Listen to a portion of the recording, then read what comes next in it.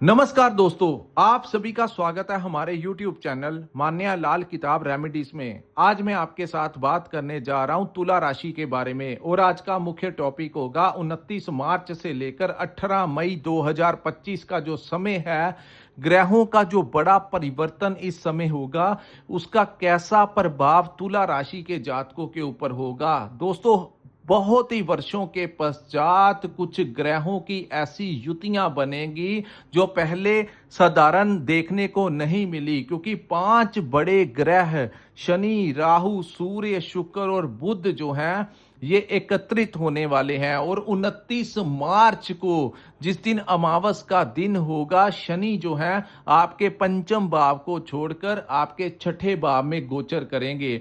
सबसे बड़ी बात यह होगी तुला राशि के जातकों के लिए कि ये जो आगामी 28 वर्ष का समय आएगा, यहां पर शनि अपनी अच्छी अवस्था में होंगे। ये बेस्ट प्लेसमेंट होती है छठे भाव में। जब शनि देव विराजमान होते हैं या राहु बैठते हैं तो ये बहुत सारी लाइफ में बहुत कुछ जो है वो आप लोगों को ये आने वाले 28 वर्षों में देकर जाएंगे। लेकिन आज की जो चर्चा है ये 1.5 महीने के लिए है कि 29 से लेकर 18 मई में जो आप लोगों को के लिए रास्ते खुलेंगे या कुछ चीजों से आपको बचाव करके चलना होगा। क्योंकि 29 के दिन जिस दिन ये गोचर होगा, उस दिन सूर्य देव को भी पीड़ित अवस्था में वो चले जाएंगे और उस दिन लगेगा इस वर्ष का सबसे बड़ा सूर्य ग्रहण।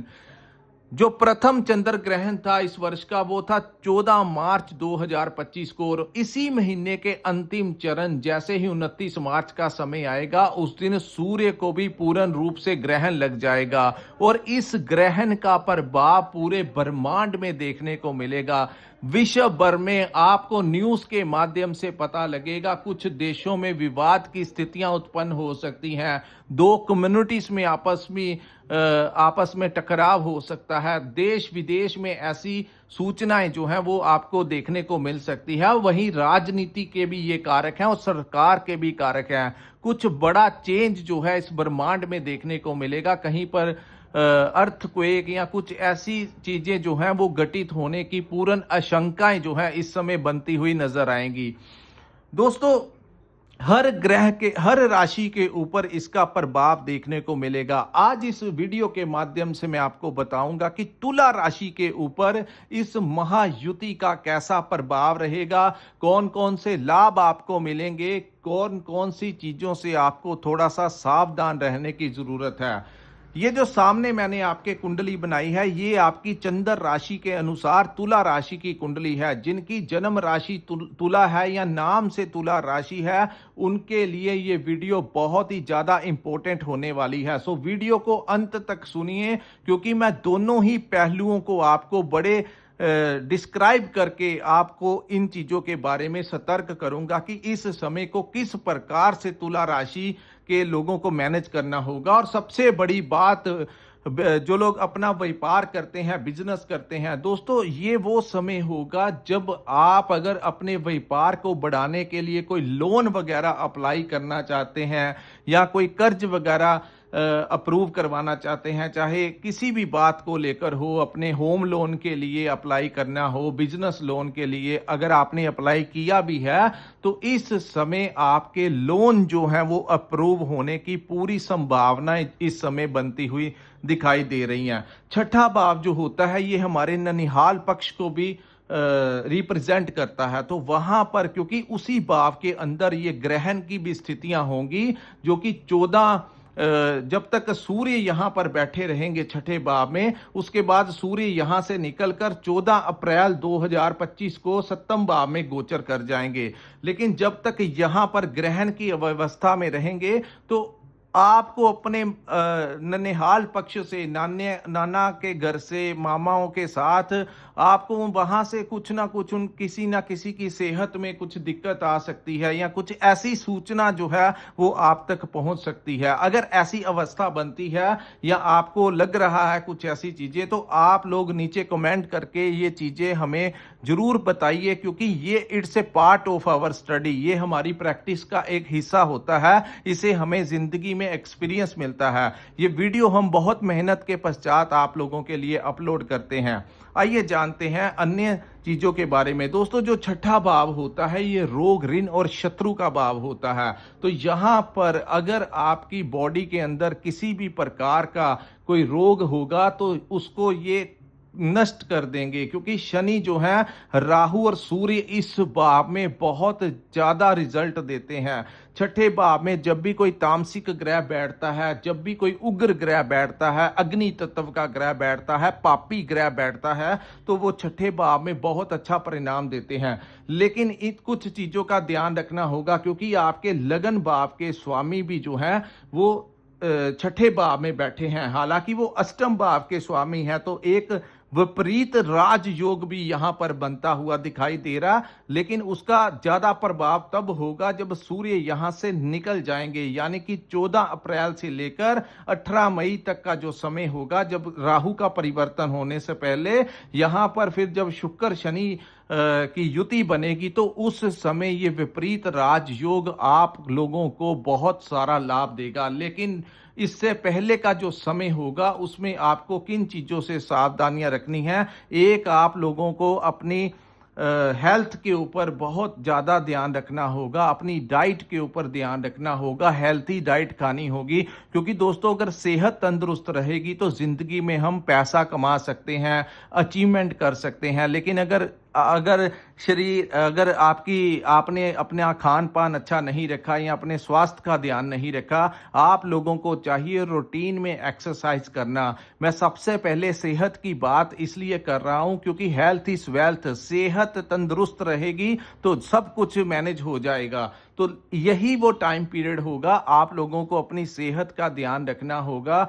हो सकता है अगर आपका मेडिसिन के ऊपर खर्च करवा सकते हैं या हल्के फुल्के ऑपरेट के साथ आपको फिर बाद में वो तंदुरुस्त कर सकते हैं। ऐसी व्यवस्था उन लोगों के लिए बनेगी जिनको ऑलरेडी हेल्थ में कोई समस्या चल रही है। उनके इलाज के जो सर्कमस्टांसिस है वो इस समय पर ज्यादा बनने की संभावनाएं दिख रही हैं।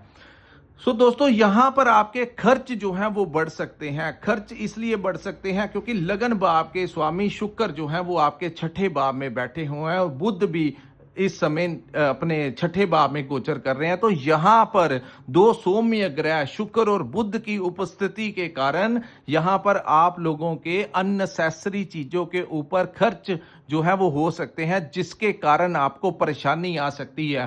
हो सकता है वो खर्च आपको कर्ज चुकाने के लिए EMI लेनी पड़े। हो सकता है आपने किसी से कोई कर्ज लिया है, बैंक से लिया है या किसी से पर्सनल लोन लिया है, तो वो लोग आपको मानसिक परेशान कर सकते हैं कि हमें अपने पैसे वापस चाहिए। तो उन चीजों को लेकर इस समय तुला राशि वालों को परेशानी का सामना थोड़े समय के लिए करना पड़ सकता है। लेकिन मैं फिर कहूंगा, ये शॉर्ट पीरियड के लिए टाइम है। इस समय में आपको घबराना नहीं है, थोड़ा सा ध्यान रखना है, किसी से विवाद नहीं करना, क्योंकि छठा भाव जो है वो कंपटीशन को भी रिप्रेजेंट करता है। आपकी बॉस के साथ कुछ अनबन करवा सकता है जहां पर आप नौकरी कर रहे हैं। तो यहां पर आप लोगों को चाहिए कि इतने समय तक, जब तक ये परिवर्तन जब तक यहाँ पर स्थितियां बदल नहीं जाती, जब तक 18 मई तक का जो समय है, आप लोगों को अपने बॉस के साथ, अपने कोलीग्स के साथ किसी विवाद की स्थितियों में नहीं पड़ना।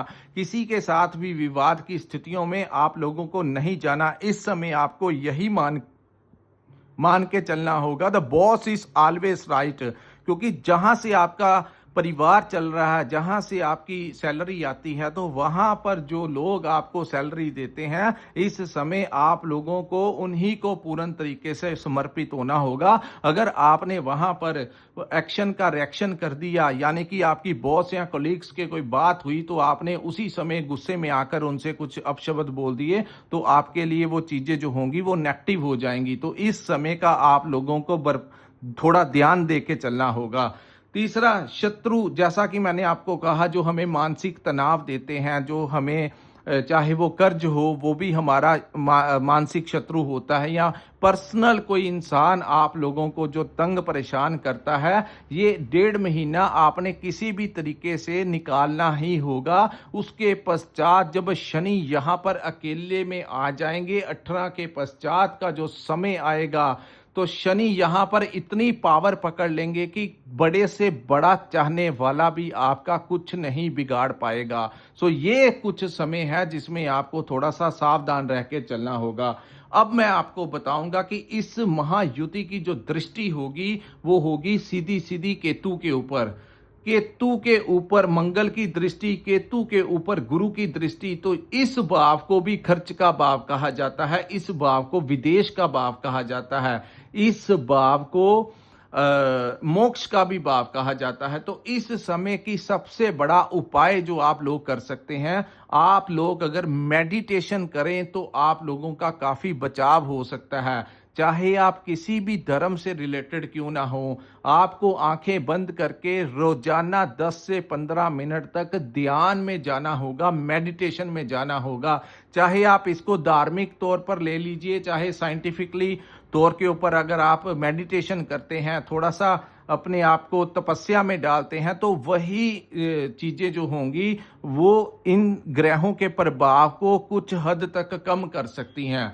सो दूसरा, अननेसेसरी खर्चों के ऊपर आपको नियंत्रण करना होगा, तभी आपकी परेशानियां कम होंगी। अगर आप खर्च पे खर्च को बैलेंस नहीं कर पाए तो वो ये जो 1.5 महीना होगा ये आपको फिर बहुत ज़्यादा परेशान करेगा। तो बेहतर रहेगा आप लोग अननेसेसरी जगह के ऊपर खर्च ना कीजिए।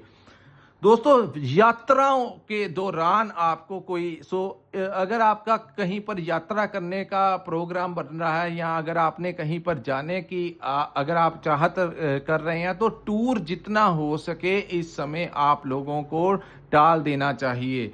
यानी कि चाहे आपके दोस्त मित्रों के साथ या अपने परिवार के साथ कहीं ट्रैवलिंग के लिए जाने का प्रोग्राम अगर आप बना रहे हैं, तो थोड़े समय के लिए आप लोगों को अवॉइड कर कर ही चलना होगा।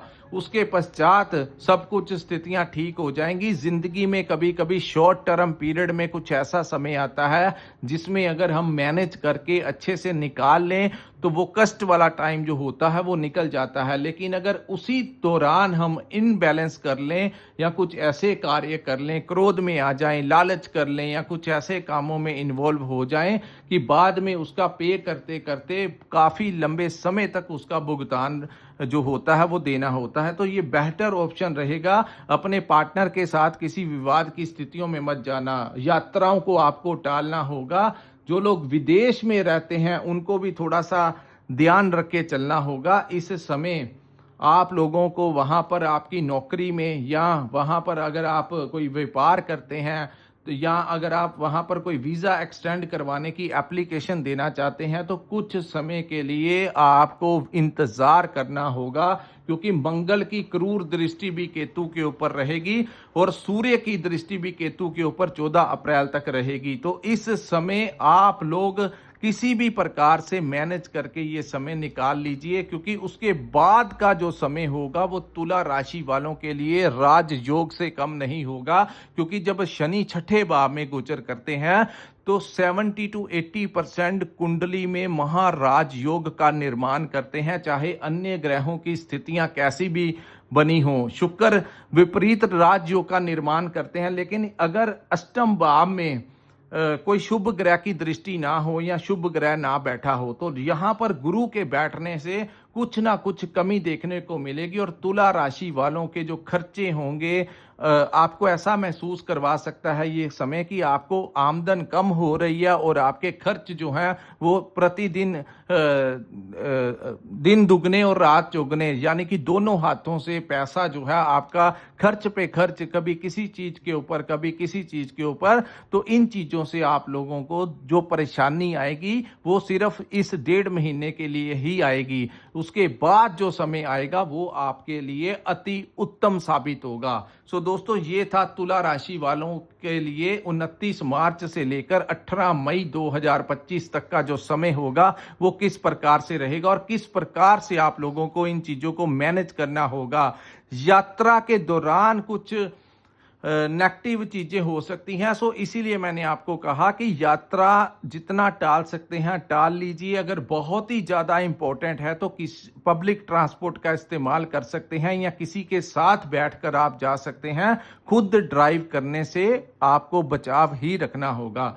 सो दोस्तों, ये था तुला राशि वालों के लिए इस समय का जो परिवर्तन होगा वो किस प्रकार से रहेगा। अगर ये एनालिसिस आपको अच्छा लगा हो तो कृपया इस वीडियो को लाइक कीजिए, हमारे चैनल को सब्सक्राइब कीजिए और नीचे कमेंट करके जरूर बताइए कि आपको ये वीडियो कैसा लगा। दोस्तों, इस वीडियो को बनाने का मकसद आपको भयभीत करना नहीं है, यानी कि इसको सतर्क करना है कि इस समय को हम लोगों ने किस प्रकार से मैनेज करके चलना है। इसी के साथ इस वीडियो को मैं विराम लगाता हूं। नमस्कार, जय माता दी।